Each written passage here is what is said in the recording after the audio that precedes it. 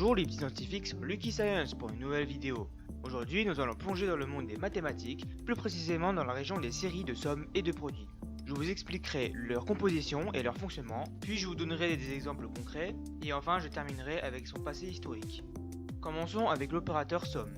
Représenté par la lettre grecque sigma, qui signifie somme, cet opérateur permet, comme son nom l'indique, d'additionner les termes d'une séquence définie. Pour la compléter, nous pouvons choisir une variable quelconque qui évaluera chaque terme de la somme, généralement n, i ou k, et on lui attribue une valeur de départ, ou indice, appartenant à l'ensemble n. Puis nous choisissons une limite appartenant aussi à n, qui définira le nombre global de termes, et enfin nous devons choisir l'expression qu'on veut additionner pour chaque valeur de la variable, en partant de la valeur de départ. Pour faire plus simple, l'expression est additionnée par lui-même jusqu'à atteindre la limite de terme, avec la variable choisie qui augmente de 1 à chaque itération, commençant par la valeur de départ. Pour illustrer cela, voici un exemple concret. La somme qui a pour variable de départ n égale 1 et pour limite 10 de n divisé par 2.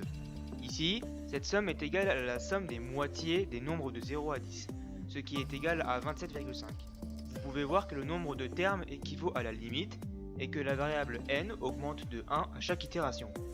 A noter qu'il est possible de définir la limite à l'infini, et même si dans la majorité des cas cette somme serait indéfinie, certaines sommes infinies convergent en une valeur, c'est-à-dire que certaines sommes infinies sont en fait égales à une valeur, comme la série de la fonction zeta, que j'aborderai sûrement dans le futur. Pour l'opérateur produit, représenté par la lettre grecque pi majuscule, le fonctionnement reste le même que l'opérateur somme, mais à la place d'addition, il est question de multiplication.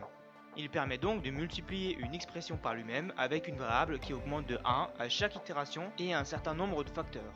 Si on reprend le même exemple précédent, mais en tant que produit, alors on obtient le produit qui a pour variable de départ n égale 1 et pour limite 10 de n divisé par 2.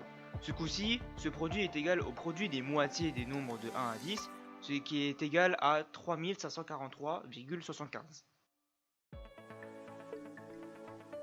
Historiquement, les séries mathématiques faisaient une apparition explicite dans les environs du IIIe siècle, notamment avec Archimède et son œuvre La quadrature de la parabole, où plusieurs séries géométriques apparaissent, dont une est considérée comme la première série infinie dont on est donné un résultat.